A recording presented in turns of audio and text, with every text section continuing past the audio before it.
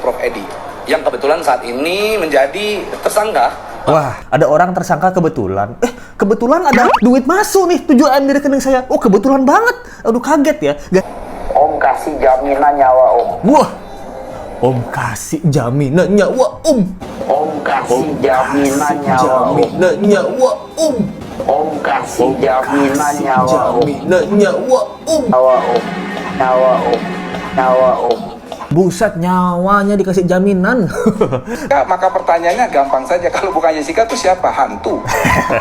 Kalau bukan Prof. Edi yang ngambil 7M, siapa? Hantu. Loh. Bekerja sama dengan hantu. Loh. Dia hanya siap masuk bui 7 tahun.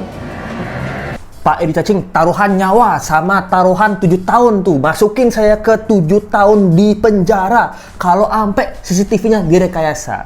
Berani nggak? Ingat nggak Pak Edi? Hai, apa kabar? Kembali lagi di Let's Go. Apa kabar kalian semua? Kalian baik-baik aja. Kita kemarin lihat Pak Edi yang ngomong minta maaf. Kita kulek-kulek lagi guys. Apalagi sih ada kejanggalan-kejanggalan dan juga keceplosan-keceplosan apa lagi sih? Gokil guys. Nah ini, kalian masih inget nggak bukan permintaan ya, apa jaminannya Pak Edi? Pak Edi pernah ngasih jaminan nyawa. Nggak cuma nyawanya Pak Edi aja ya, Pak Edi juga pernah ngasih jaminan kombes sama digital forensik. Semuanya siap masuk bui 7 tahun. Kalau ampe CCTV direkayasa, gokil. Pak Edi jangan lupa ya Pak Edi ya, walaupun udah minta maaf kemarin ya, kita ingetin lagi bareng-bareng Pak Edi lupa gitu loh, gokil guys. Ayo kita sikat lagi guys. Nah jadi yang pertama let's go mau bahas tentang Deddy Corbuzier. Nah katanya Deddy Corbuzier ini ditantang sama Pablo Benua itu gara-gara omongan tentang Celtikus. Nah dimana Deddy Corbuzier ini waktu itu lagi ngobrol sama Edi juga ya, yaitu tersangka korupsi. Mana ketawa-ketawa lagi ngobrolnya. Loh. Kalau itu benar kata saya dong, psikopat. Ya kira-kira begitulah. Kita lihat aja dulu ya yang pertama ya. Tapi yang membuat gua khawatir adalah ketika ada suatu konten yang mana diduga menyebarkan berita bohong. Gua ikutin gayanya. Saya sudah cek. Dia bilang gitu kan. Dia kan Celtikus itu nggak ada. Bahkan saya punya buktinya kan itu. Dia sampaikan itu kan? Ya, dia buktinya ada.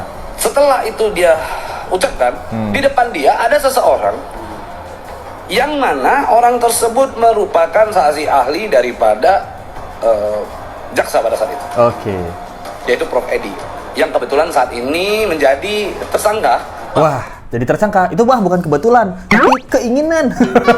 Nah, ini pertanyaan ya, keinginan apa kebetulan nih? Masa ada orang tersangka kebetulan? Kebetulan ada duit masuk nih, 7 M di rekening saya. Oh, kebetulan banget. Aduh, kaget ya. Gara-gara apa ya? Apa gara-gara saya membantu perusahaan ini? Kebetulan banget. Ya, let's go nggak tahu ya, apa ada kebetulan kayak gitu ya. Nah, ini pertanyaan ya guys ya. Karena menurut gua, apa yang diucapkan oleh Deddy Corbuzier adalah ucapan yang cukup fatal. Kenapa? Ucapan-ucapan tersebut gua kategorikan sebagai ucapan yang menyesatkan masyarakat. Nah, itu dia guys, Pablo Benua yang omongannya. Sebenarnya let's go ada beberapa poin yang setuju nih Pablo. Kenapa? Pertama gara-gara Deddy Corbuzier ini TNI ya. TNI apa namanya? Tantular gitu kalau nggak salah. Nah, jadi Deddy Corbuzier ini kan TNI. Itu kan dipilih juga karena kefamousan, selain kepintaran juga ya, keberanian juga, dia kefamousan podcastnya dia yang mengundang banyak pejabat negara gitu.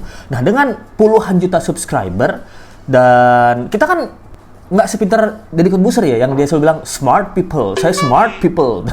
Tapi ternyata ada informasi yang miss nih, yaitu Celtikus, di mana penjaga dari rutan aja bilang Jessica ini masuk di Celtikus itu adalah sejarah terlama ya, terlamanya mungkin berapa bulan gitu. Dan Pablo Benua ini adalah salah satu orang yang pernah masuk Celtikus. Nah, untuk ukuran TNI dan juga influencer besar sekelas Deddy Corbuzier, bro, gitu, melakukan misinformasi, menurut Rizky lumayan fatal ya. Apalagi di depannya ada Prof. Edi yang juga menggunakan misinformasi, yaitu 3 hari Jessica itu ke Cafe Olivier. Ini dia yang menarik guys. Ini katanya Pak Edi Cacing ini pernah ngasih jaminan nyawa, bro. Ngasih jaminan nyawa. Gitu ya. Cari-cari aja, inilah ono, dia utak-atik aja udah semua. Om kasih jaminan nyawa Om. Wah, Om kasih jaminan nyawa Om. Om kasih jaminan nyawa Om. Jaminan nyawa Om. Om kasih jaminan nyawa Om. Jaminan nyawa Om. Nyawa Om. Nyawa Om. Nyawa Om. Buset, nyawanya dikasih jaminan. Laku berapa ini? Wah, ini kayaknya sebentar lagi pajaknya mati nih, Pak. Pajak mobil ya gitu. Ini bentar lagi nih kayaknya umurnya ini nih. Ya, umur mobilnya ya gitu. Nggak mau kasih pajak jaminan BPKB aja nih, Pak. Jaminan nyawa sih, aduh serem banget nih Pak Edi Cacing. Kasih jaminan Pak Nuh. Wah, jaminan Pak Nuh. Itu. Buset. Ya, kasih jaminan. Satu lagi tuh siapa? Digital forensik. Apa toh gitu? Yang dari Surabaya. Saya lupa itu namanya. Nah itu tiga-tiganya siap masuk bui 7 tahun. Gokil. Nggak ada diroba-roba. Itu dimasukin flash disk baru bisa masuk ke mesinnya si Nuh itu. Buset, dia nggak cuma nyawa dijaminin ya.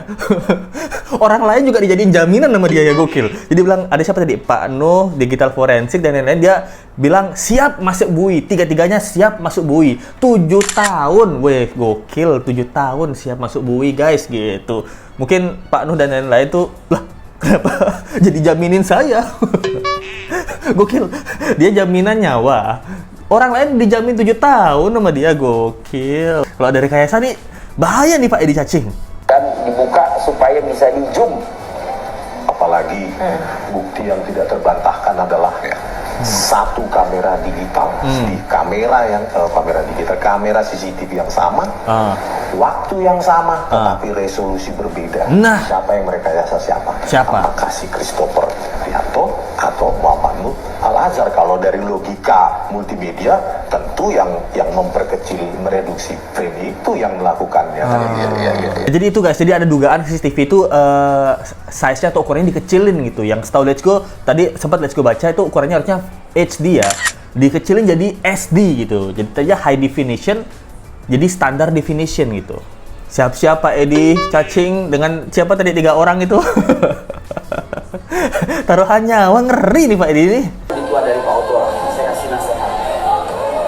Jangan ingat Pak Oto, kita udah umur.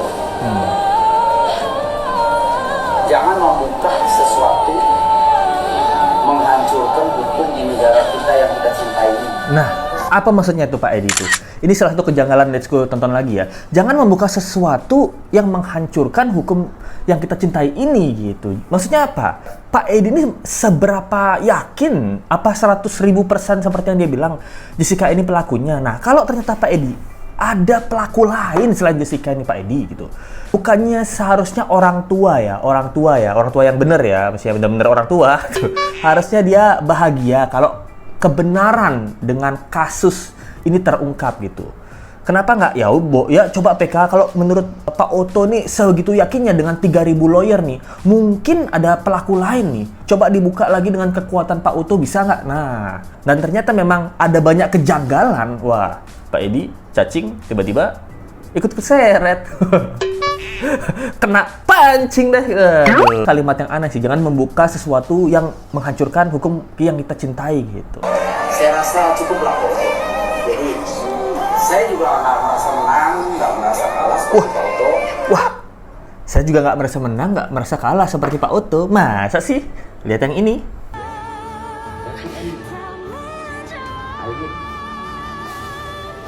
I win gitu katanya, I win gitu. Dia udah menang tuh 20 tahun tuh gitu. Kan katanya dia nggak pengen Jessica dihukum mati, maunya kan di penjara aja. I win. Di Netflix tuh udah I win. Terus ada juga ada pesan-pesan nih buat Ray Utami sama Pablo Benua dari Pak Edi Cacing.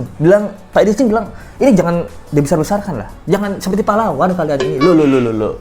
Emang nggak boleh? Udah kicep ya sekarang ya. Nah nih ya. Bu Ray, gini ya, saya hormatin Bu Ray lah sama Pak Pablo. Jangan dibesar-besarkan. Wis. Ya, jangan seperti jadi pahlawan lah gitu. Oke. Ya, karena nggak ada gunanya juga. Hah? Ini Pak Edi ini Lesko bingung ya. Kemarin sometimes dia tuh bilang, ya saya nggak ada masalah, mau dibuka lagi oke. Persidangannya di PK2 lagi oke, di PK2 nggak di PK2 oke. Saya nggak merasa menang, nggak merasa salah. Tapi sekarang Pak Edi Cacing bilang, janganlah dibesar-besarin lagi. Ini udah lepasin lah semua, jangan seperti pahlawan. Ini Pak Edi Cacing sebenarnya ikhlas nggak sih? Dibuka lagi, takut nggak sih? kok sometimes kadang-kadang bilang nantang berani gitu. Ya udah kalau mau PK aja gitu. Lawyer bersatu, ya kalau bisa jangan lah. Kalau bisa jangan dibesar-besarin lah.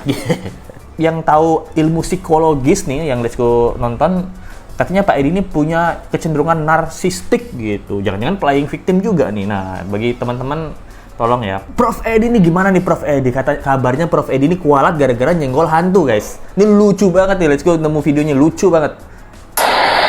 Buntut film Ice Cold, duo Eddie dan Eddie paling kerap melambungkan rentetan Kasih shout out dulu sama Kata Film TikTok. Nah, bagi kalian tuh kalau mau follow dia di film Kata TikTok nih, lucu banget nih.